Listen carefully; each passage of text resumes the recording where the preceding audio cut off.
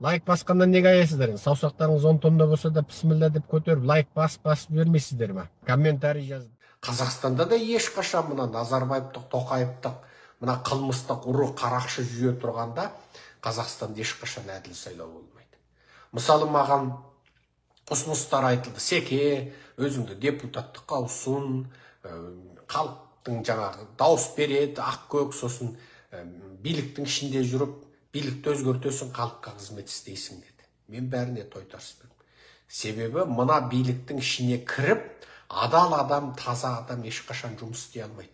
Мына билік ол тісінен тырнағына дейін, басынан бақайшығына дейін былғанған нәжіс лас билік. Бұның ішінде жүріп, мен таза болып, таза күйде халыққа адал қызмет атқарам деген ақымақтық. Ақымақтық. Жоғарыда отырған қалың депутат, министр, әкімдердің барлығы ол шошқалар, мегежіндер. Олар қабандар.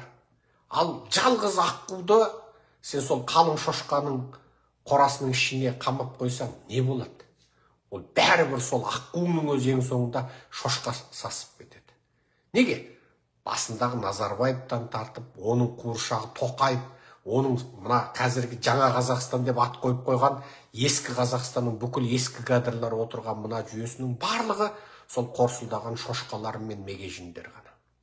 Бұлар әлеуметтік желіде, телеарнада, медиада өңкөй өздерін дәріптейтін суайттарды қойып отыр. Халықты соған алдап отыр. Халықтың миын улап отыр.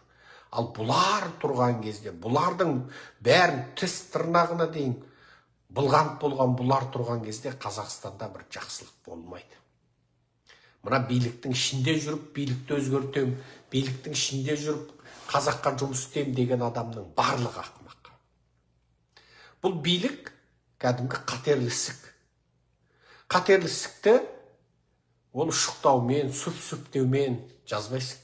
Оны тек операция жасап, сылып алып тастайсың. Болды. Сол ғана. Міне, Грузиядағы сұрапыл ереуілдер өзгерістер, Молдовадағы сұрапыл саяси өзгерістер, міне осы екі халықтың диктатуралық, тирандық жүйені таңдаймыз ба, еркіндік, әділдік, теңдік жүйесін таңдаймыз ба, әділ сайлау болатын, ашық сайлау болатын жүйені таңдаймыз ба, тек Москва тағайындайтын ұрғары қарақшылардың жүйесін таңдаймыз ба деген мәселесін айналып тұр.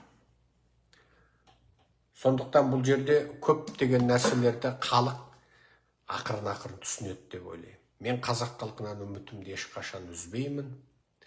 Қазақ халқына да бір саяси орай керек болып тұр.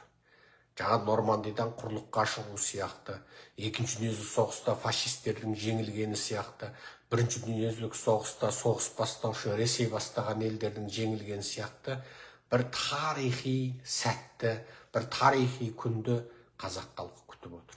Ал сол күн келгенге дейін сіз не істейсіз, біз не істейміз? Үгіт насихат жасаймыз. Иранның халқы 79 жылы үлкен саяси қателік жасады. Олар Хомейни деген мынау шииттік бағыт ұстанатын, теріс бағыт ұстанатын, әсіре радикал діни шиғаны өздерінің лидері қылып таныды. Ал 79 жылдан бұрынғы Иран қалай еді? Бұл туралы да мен орыстың өтірік теріс ақпаратына сенбеңдер деп айтам. 79 жылдан бұрынғы Иран андай еді, мындай еді, оңбаған еді, ойбай дін әлсіреп кетіп еді, Иранда қыздар арақ ішіп кетіп еді, көшеде жалаңаш жүріп кетіп еді, Иранда бәленбай жүз шарапхана болып еді деп орыстар оттап жазады. Ей, Иранның қызы жалаңаш жүріп ме, шарап ішіп кетті ма, Иранда бір Техаранда, Тегеранда бәленбай шарапхана болды ма, оған орыстың бас қатыратын қисыны бар ма? Орыстың тарихтан бері бүкіл қызы жалаңаш жүр, тарихтан бері орыстың аяғы тиген жердің бәрінде шарапхана мен жезөкшехана ғой. Ал неге орыс тілді медиада 79 жылдан бұрынғы Иранды тек қана жамандау, және сол орыстың медиасына әбден миуланып қалған қазақтарды ойбай 79 жылдан бұрынғы Иран әбден бытқыған, әйткен, биткен, 79 жылдан бұрын Иран биткен, 79-дан кейін жақсы болды дейді. Мәселе 79 жылдан бұрынғы Иранда демократия болды. Ода да шах болды, яғни патша болды. Бірақ халқына еркіндік болды. Шиға дінін ұстайсың ба еркіндік, сүннит ұстайсың ба еркіндік болды. Сүннит, яғни шииттер менен сүнниттер бірімен бір тату болды. Сүнниттердің мешітін шаққан жоқ, сүннит молдаларды өлтірген жоқ, тұтқындаған жоқ. Мен сүннитпін десең, арабыңды да, араб емесіңді де, Иранды да, Иран емесіңді де мемлекет қудалаған жоқ. Өндіріс ашылды, шарапханасы болды, бірақ еркіндік, демократия беріп қойды. Патша кәдімгідей патша болды. Еуропа мен Американ қатынасы дұрыс болды. Ирандықтар кез келген уақытта паспорт жасауға Францияға ұшып барып, Америкаға ұшып барып, ұлдары, қыздары Франция, Германияда оқып, Еуропа, Америкамен араласып, құраласып болды. Ақпаратқа еркіндік берді. Журналистер патша өлетінде сынай алатын еді. Ал 79 жылы мына радикал шиит келді. Кімге арқа сүйеді? Орысқа арқа сүйеді. Иран ислам төңкерісі деген болды. Бұл билікке келгеннен қайтты. Иранды тек қана шиитті елге айналдырды. Әзербайжандарды жаныштады. Сүнниттерді, сүнниттік бағытты ұстанатын басқа халықтардың бәрін, молдаларын өлтіріп, көсемдерінің бәрін белгісіз жағдайда ауырып қалды, өліп қалды, ауырып қалды, өліп қалды, ауырып қалды, өліп қалды, жоғалып кетті, асылып өлді қылды. Сөйтіп Иранды тап-таза басынан бақайшығына дейін шииттер қып, шиғалар қып шығарды. Ал Иранда болмаса сүнниттік бағыт ұстанатын халықтар кәдімгідей көп болатын.